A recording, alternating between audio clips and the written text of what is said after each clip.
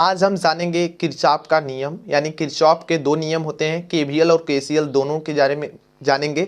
बहुत ही इंपॉर्टेंट दोनों थियरम है, ठीक है ना। आपसे कोई भी पूछ सकता है प्रैक्टिकल में, वाइबा में, तो कहीं भी हो सकता है, तो पूछ सकता है केवीएल केसीएल, क्योंकि बहुत सिंपल सा है भाई, और हर जगह अप्लाई होता है सर्किट को सॉल्व करने में। कहीं भी धारा ज्ञात करना है, वोल्टेज ज्ञात करना है, तो वहां पे ज्ञात करने के काम में आता है। तो चलिए फटाफट से हम लोग दोनों नियमों को जान लेते हैं, क्या होते हैं किरचॉफ। किरचॉफ के मतलब जो किरचॉफ वैज्ञानिक थे, उन्होंने विद्युत परिपथ को हल करने के उन्होंने दो नियम दिए थे। पहला था किरचॉफ का नियम, धारा नियम, दूसरा किरचॉफ का वोल्टा नियम, जिसे किरचॉफ करंट लॉ और किरचॉफ वोल्टेज लॉ, शॉर्टकट में इसको बोलते हैं केसीएल और इसको बोलते हैं केवीएल। किरचॉफ का धारा नियम सबसे पहले हम लोग जानेंगे क्या होता है। इस नियम के अनुसार विद्युत परिपथ के किसी संधि पर धाराओं का बीजगणितीय योग शून्य होता है, आपके केसीएल के अनुसार, ठीक है। अर्थात संधि पर आने वाली धाराओं का योग संधि से दूर जाने वाली धाराओं के योगफल के बराबर होता है। अतः केसीएल के अनुसार केसीएल के अनुसार किसी भी संधि पर समेसन आपके योग के चिन्ह को दर्शाता है, इज इक्वल टू 0। अब देखिए दोस्तों, यहां पे क्या है, आपका कनेक्शन बनाए गए हैं। देखिए I1, अब यहाँ पे जो I1 I2 कैसे बनाए गए अभी आगे समझेंगे ठीक से, लेकिन यहाँ पे समझ लीजिए, जो धाराएं आती है संधि की तरफ, ठीक है, ये संधि आपकी है ए, तो यहाँ पे जो धाराएं आ रही हैं उसको पॉजिटिव चिन्ह से दर्शाएंगे, जो यहाँ से दूर जा रही है उसको नेगेटिव चिन्ह से दिखाएंगे। तो I1 I2 और यहाँ से -I3 -I4 is equal to 0 हो जाएगा, ठीक है।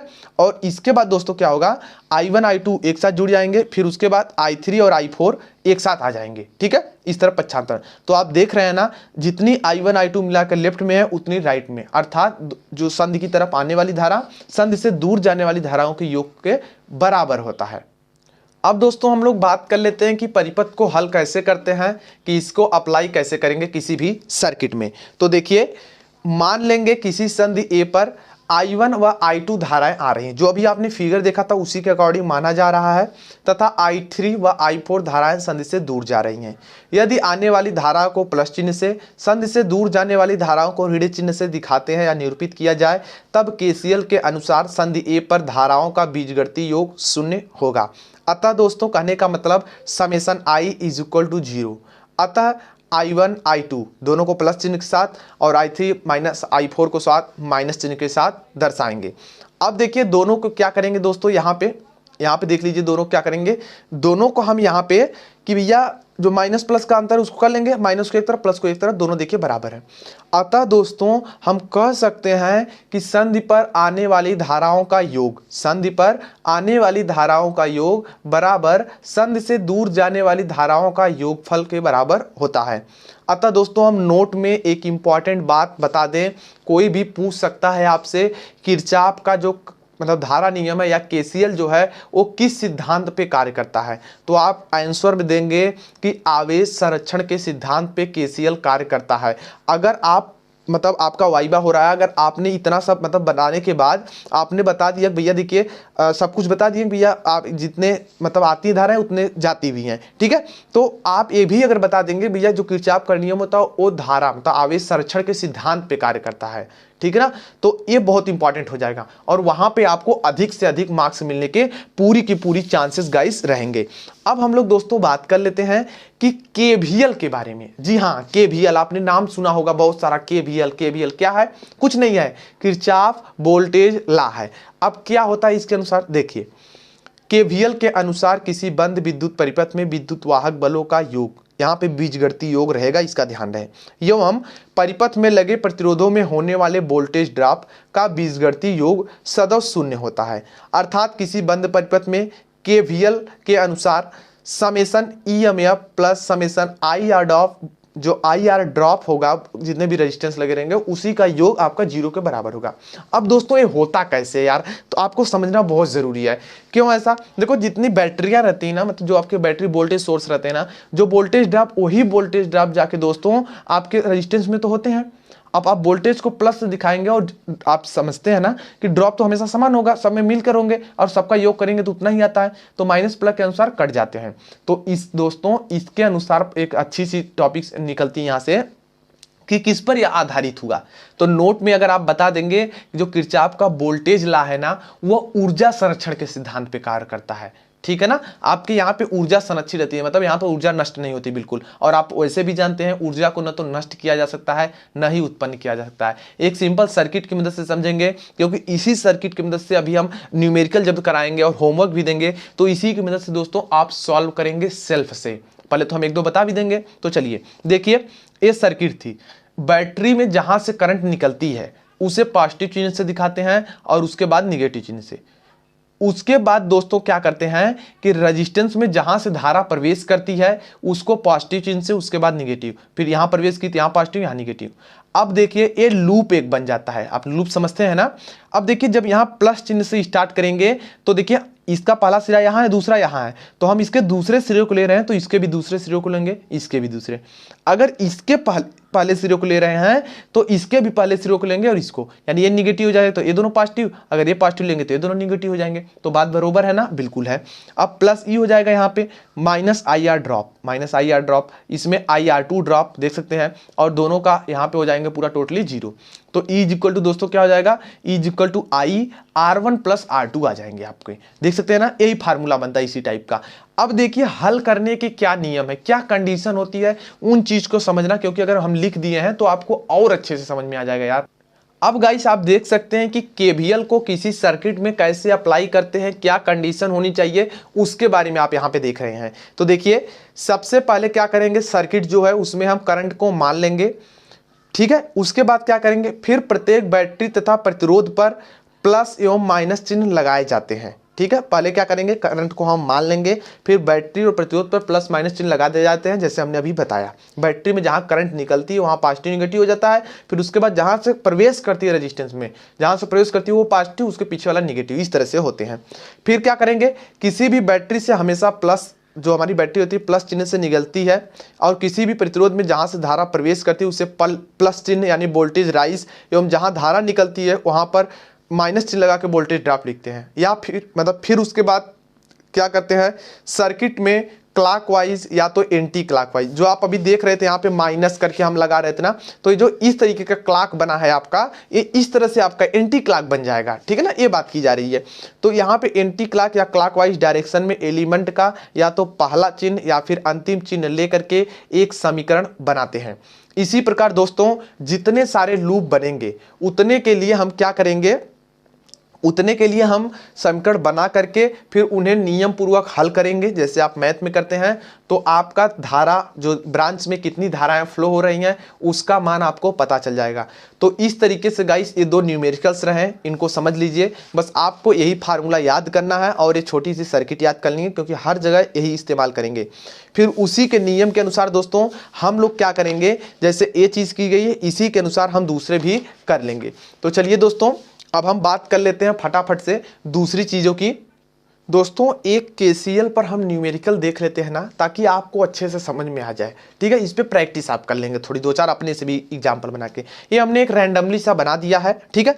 अब देखिए दोस्तों यहाँ पे क्या हो रहा है, यहाँ पे ये हो रहा है, देखिए कितनी पहले धारा आ रही है इसमें दोस्तों। देखिए एक धारा यहाँ पे संधि ए है, ये संधि ए है भाई, ये संधि कितनी है, कौन सी है, ए संधि है। इस पर कौन 2 एम्पियर की धारा आ रही है, 1 एम्पियर की आ रही है, और यहाँ से 3 एम्पियर की आ रही है। अगर दोस्तों मैं प्लस चिन्ह और माइनस चिन्ह के साथ बात करूँ तो आने वाली धारा को प्लस चिन्ह यानी 2 हो जाएगा, फिर +1 हो जाएंगे दोस्तों, और +3 हो जाएगा, ठीक है। अब बात कर लेते हैं बराबर जाने वाली धारा का, ठीक है, बराबर जाने वाले। हालांकि देखिए जब इधर ही करेंगे तब माइनस चिन्ह लगाएंगे, ठीक है, इधर ही में जब प्लस या माइनस करेंगे, लेकिन बराबर के जब इधर करेंगे तो उसको भी प्लस दिखाएंगे। अब मतलब हमने क्या परिभाषा बताया, हमने यही बताया संध की तरफ आने वाली धाराओं का योग बराबर संध से दूर जाने वाली धाराओं का योग। तो देखिए दूर कौन की जा रही है, ये 2 जा रही है, तो 2 हो गया, और प्लस यहाँ से कितना जा रहा है, 4 जा रहा है। अब दोनों को जोड़िए, 3 2 5 और 1 6, तो 6 एम्पियर की धारा इधर है, और इधर बात कर लेते कितनी है, 6 एम्पियर की। तो देख सकते हैं ना कि दोनों बराबर हैं। इससे यह सिद्ध होता है कि केसीएल बिल्कुल सही है, काम कर रहा है भैया कि हाँ संधि की तरफ आने वाली धारा का योग बराबर संधि से दूर जाने वाली धारा का योग। अगर दोस्तों जो पहले हमने फार्मूला बताया था कि भैया जो उसमें बीजगणितीय योग होता है तो उसके अकॉर्डिंग भी सही होगा। वो कैसे, देखिए अब जब इधर ही करेंगे तो क्या करेंगे, +2 बना लेंगे, +1 बना लेंगे, +3 बना लेंगे, इस तरीके से। अब यहाँ पे प्लस लगाएंगे लेकिन संधि से दूर जा रही है तो -2 लिखेंगे, और यहाँ प्लस लगाएंगे और माइनस यहाँ पे 4 लिख लेंगे, इज इक्वल टू 0। अब इसके अकॉर्डिंग दोस्तों क्या हो जाएगा, देख सकते हैं 2 और 1 3 और यहाँ पे 6 हो जाएंगे, और यहाँ पे दोस्तों कितने हो जाएंगे, -6 हो जाएंगे इक्वल टू 0। तो देख सकते हैं 0 बराबर 0 ना, वही नियम है भाई, अलग अलग कॉन्सेप्ट के साथ है, तो इसमें कोई घबराने वाली बात नहीं है। तो इस तरीके से गाइस अभी तक तो आपने केसीएल देखा, अब हम लोग बात कर लेते हैं कि केवीएल के बारे में। दोस्तों आप देख सकते हैं कि आपके सामने एक न्यूमेरिकल लिख दिया गया है, इसको आपको केवीएल की मदद से सॉल्व करने हैं और इसमें कुछ करंट की वैल्यू भी निकालनी है। तो आई होप आप समझ गए होंगे क्या करना है। सबसे पहले नियम के मुताबिक हमने बताया था कि बैटरी के जहां धारा निकलती है वहां प्लस चिन्ह दिखाते हैं, उसके बाद माइनस, यहाँ भी प्लस, यहाँ माइनस चिन्ह दिखाते हैं, ठीक है। फिर उसके बाद दोस्तों हमने एक कहा था कि जिस एलिमेंट में धारा प्रवेश करेगी उसको पॉजिटिव और उसके बाद निगेटिव। फिर यहाँ पे अगर दोस्तों हम बात करें तो निगेटिव होगा, पॉजिटिव, देखिए इधर से ऐसे धारा आएगी तो ये पॉजिटिव हो जाएगा, ये निगेटिव हो जाएगा, लेकिन ये बैटरी है तो माइनस प्लस रहेगा। फिर इसके अकॉर्डिंग दोस्तों अगर बात करेंगे तो ये पॉजिटिव, ये निगेटिव हो जाएगा, और ये पॉजिटिव, ये निगेटिव। तो इतना काम कर लेते हैं। सबसे पहले धारा ज्ञात करने से पहले हमें धारा को मानना पड़ता है। तो दोस्तों यहाँ से धारा कितनी फ्लो हो रही है, यहाँ से I1 फ्लो हो रही है, इसमें दोस्तों कितनी धारा फ्लो हो रही है, I2 फ्लो हो रही है, और यहाँ पे दोस्तों धारा कितनी है, टोटल I1 प्लस I2 धारा हमारी करंट फ्लो हो रही है, ठीक है। अब हमें क्या करना है गाइस कि यहाँ पे जो आप देख रहे हैं यहाँ पे लूप बनाने पड़ेंगे, ये छोटे लूप्स जो आपके हैं, एक लूप यहाँ पे, दूसरा लूप यहाँ पे, ठीक है। दोस्तों आप देख सकते हैं कि ये लूप बन के तैयार हो गए हैं। पहला लूप ए है, दूसरा लूप ए है, इसमें हमने क्लॉकवाइज लगा, इसमें भी क्लॉक, आप एंटी क्लॉकवाइज भी लगा सकते हैं। ध्यान दीजिए अगर करंट का मान माइनस में आता है तो इसका ये मतलब नहीं कि माइनस में करंट है, माइनस का मतलब उल्टी दिशा को दर्शाता है, विपरीत दिशा को, ठीक है ना, डायरेक्शन उसकी दूसरी तरफ है, इतना चीज। सबसे पहले हम लोग केवीएल लगाएंगे, हम लिख देंगे ऐसे कि लूप 1 में, ठीक है, लूप 1 में केवीएल लगाने पर, क्या लगाने पे, केवीएल लगाने पर। अब दोस्तों देखिए केवीएल कैसे लगाएंगे, देखिए यहां से धारा निकली है तो +30 हो जाएगा, देखिए, ठीक है, +30। फिर इसके बाद दोस्तों हमने क्या कहा था, हमने कहा इसका पहला सिरा तो ये होता है, दूसरा ये होता है, तो उसके अनुसार पे यहाँ दूसरा चिन्ह ये आएगा माइनस। अब देखिए IR ड्रॉप होता है, तो धारा इसमें कितनी निकल रही है, I1 धारा निकल रही है, यानी दोस्तों माइनस I मतलब जो I1 है और 10 हो जाएगा, मतलब 10R हो जाएगा। आपने V = IR पढ़ा ना, वही चीज, ठीक है। फिर इधर आएंगे दोस्तों तो ये देखिए क्या आपके मिलेगी दोस्तों, -60 हो जाएंगे। फिर उसके बाद दोस्तों यहाँ पे देखिए क्या हो जाएंगे कि माइनस कितना हो जाएगा, यहाँ पे देखिए माइनस कितना हो जाएगा, माइनस यहाँ पर भी तो आपकी धारा कितनी आएगी, बस ऐसे जाएगी और ऐसे चली जाएगी, तो I1 धारा आएगी, ठीक है, तो -I1 20, ठीक है ना, या कहें 20 I1 आ जाएगा। तो गाइस इतनी चीज आएगी और इक्वल टू आपको पता है कि 0 आ जाएगा। करना क्या है, सॉल्व करना है। अब 30 और 60 जाएंगे, कितने होंगे, देख सकते हो -30 होंगे, और इसको जोड़ लोगे दोस्तों तो ये कितना हो जाएगा आपका, -30 I1 हो जाएंगे = 0। अब दोस्तों इसको उस तरफ कर लेते हैं तो -30 I1 = 30 हो जाएगा, 30 से कट जाएगा, माइनस उधर चल जाएगा, तो I1 = -1 एम्पियर आ गया। जी हाँ, एम्पियर इतने आ गए दोस्तों। अब देखिए दोस्त, इतने एम्पियर आ गए। अब इस -1 का मतलब यह है कि डायरेक्शन हमने उल्टी ले ली है और कोई दिक्कत नहीं है, ठीक है ना। अब देखिए दूसरी हम बात कर लेते हैं, लूप 2 में ऐसा ही काम करेंगे, ठीक है ना, लूप 2 में ऐसे ही हम काम करेंगे। तो लूप 2 में दोस्तों जब लगाएंगे, यहां से देखिए लूप 2, यहां से देखिए ले रहे हैं तो +60 हो जाएगा, यानी प्लस आपका 60 हो जाएगा।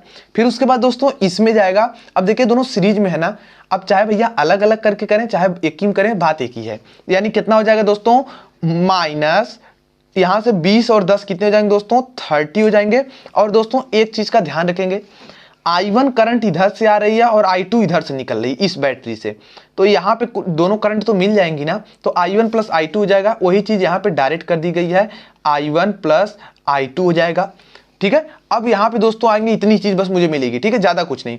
उसके बाद दोस्तों ये क्या हो जाएगा, 0 के बराबर हो जाएगा। अब देखिए यहाँ पे दोस्तों 60 है और यहाँ पे -30 है, और इस I1 की वैल्यू इधर दिया गया है दोस्तों -1 दिया गया है, और प्लस दोस्तों क्या दिया गया, I2 = 0 दिया गया है, ठीक है। अब क्या करेंगे, अब दोस्तों आपको ये करना मल्टीप्लीकेशन कर लेना, मतलब सिंपल करना इसको, तो 60 हो जाएगा, इसका मल्टीप्लाइंग करेंगे तो +30 हो जाएगा, और यहाँ पे -30 I2 = 0 हो जाएंगे। अब इसको हम उधर कर लेते हैं, 60 और 30 कितने हो जाएंगे दोस्तों, 90 = 30 I2, और 30 × 90, यानी दोस्तों इंप्लाइज दैट I2 कितना आ जाएगा, 3 आ जाएगा दोस्तों, ये एम्पियर आ जाएंगे, ये चीज दोस्तों आ जाएगी आपकी। तो कहने का मतलब I1 और I2 कितने फ्लो हो रहे हैं, 3 और ये -1 डायरेक्शन दिखाता, 3 और 1 4, मतलब ये सब पूरे आपकी 4 एम्पियर की धारा इस वाले में फ्लो हो रही है। तो गाइस इस तरीके से आप मतलब दोनों के वैल्यू निकाल सकते हैं। इसी तरीके से कुछ हम और भी प्रॉब्लम्स आपको दे देते हैं जिसको आप सॉल्व करेंगे। इसी तरीके का बस कुछ करना नहीं है, बिल्कुल सिंपल सा रहेगा यार। देखो मैं बना देता हूं एक दो इसी तरीके से डायग्राम आपको सॉल्व करने हैं। ये देखिए इस तरीके के आपके एक रेजिस्टेंस इधर मैं लगा दे रहा हूं, दूसरा रेजिस्टेंस यहाँ पे और एक रेजिस्टेंस इधर अगर लगा दे दूं और उसके बाद इधर भी लगा लो भाई और यहाँ पे एक बैटरी लगा लो। ठीक है, अब इतने रेजिस्टेंस लगे हैं तो इससे आपको घबराना नहीं है। यहाँ पे देखिए 20 वोल्ट की बैटरी, यहाँ पे 40 वोल्ट की बैटरी। ठीक है, फिर उसके बाद दोस्तों ये आपका 10 ओम का है, ये आपका 15 ओम का है। ठीक है, उसके बाद ये दिया गया है 5 ओम का, और ये लीजिए आपका ये 15 ओम का, और ये आपका 20 ओम का, ये आपका 40 है। इस तरीके से है दोस्तों। तो आप क्या करेंगे, इससे धारा जो निकल रही है वो I1 हो जाएगी, इससे जो धारा निकल रही है दोस्तों वो I2 मान लीजिए, और इसमें धारा कितनी होगी I1 प्लस I2 हो जाएगी, क्योंकि ऐसे जाके घूमेगी। तो एक बार इस तरह से लूप में बना लीजिए, एक बार इस तरह से, और दोनों में KVL लगा लीजिए। बड़ा समीकरण बनेगा तो घबराइएगा नहीं अगर I1 दोनों में आ जाए। तो इसी तरीके से वैल्यू आप दोनों इक्वेशन बना के हल कर लेंगे। तो इस तरीके से गाइस कुछ हल होते हैं, नियम्स होते हैं। और भी एक मैं आपको होमवर्क देता हूँ, ये देखिए उसी तरीके से इसमें भी इस तरीके का लूप बना लीजिए, इसमें भी लूप बना लीजिए और हल कर लीजिए। ठीक है, क्योंकि देखिए यहां से धारा कितनी निकल रही है, I1 निकल रही है। ठीक है, फिर इसमें धारा चली जाएगी, यहां से फिर दोस्तों कितनी निकल रही है, देखिए I2 निकल रही है, और इसमें धारा कितनी जा रही है I1 प्लस I2 बह रही है। और ये 100 ओम का रेजिस्टेंस, ये जो 2 ओम का रेजिस्टेंस देख रहे हैं इंटरनल रेजिस्टेंस है। अभी आप जैसे तीसरा लेसन इसका पढ़ोगे वोल्टेज एंड करंट सोर्स, तो वहां पे आप जान जाएंगे भैया ये जो 2 ओम है ये सब इंटरनल रेजिस्टेंस के अंतर्गत आते हैं, इसी के बगल में होते। क्योंकि बैटरी जो 12 वोल्ट मान लो 10 वोल्ट की है, 12 वोल्ट की, उसके अंदर कुछ न कुछ इंटरनल रेजिस्टेंस होते हैं जिसके कारण कुछ ना कुछ बैटरी ड्रॉप होती रहती है। ठीक है ना, मतलब वोल्टेज ड्रॉप होता रहता है। तो उस कारण से गाइस तो ये आप सॉल्व कीजिएगा, इस वाले को आप व्हाट्सएप भेज सकते हैं। इसी तरीके से यार अपने से न्यूमेरिकल बना सकते हैं। मैंने कहीं बुक से नहीं देखा, न्यूमेरिकल्स अपने मतलब दूसरे कॉपी पर बनी थी तो मैंने वो दे दिया। ठीक है ना, इसे रैंडमली बनाते रहते हैं भाई। आपके यहाँ पे मैंने 50 वोल्ट 100 वोल्ट कर दिए, ये सब चेंज कर दिए, तो बताइए भाई धारा कितना जाएगा। तो इस तरीके से यार चेंज होते रहते हैं, क्वेश्चन अपने से बना सकते हैं, प्रैक्टिस कर सकते हैं यार, कोई पूछ दे और वहां पर शर्मिंदगी ना होनी पड़े। ठीक है ना, आई होप आज के आपको लेक्चर पसंद आएंगे, तो प्लीज लाइक करना ना भूले। नए हो अभी तक चैनल को सब्सक्राइब नहीं किया प्लीज यूट्यूब चैनल को सब्सक्राइब कर लीजिए, क्योंकि हम इसी तरीके से वीडियोस बनाते रहते हैं। अभी कोई डाउट्स या कोई सुझाव तो कमेंट सेक्शन में कमेंट कीजिए, हम रिप्लाई जरूर देंगे। Thanks for watching, good bye.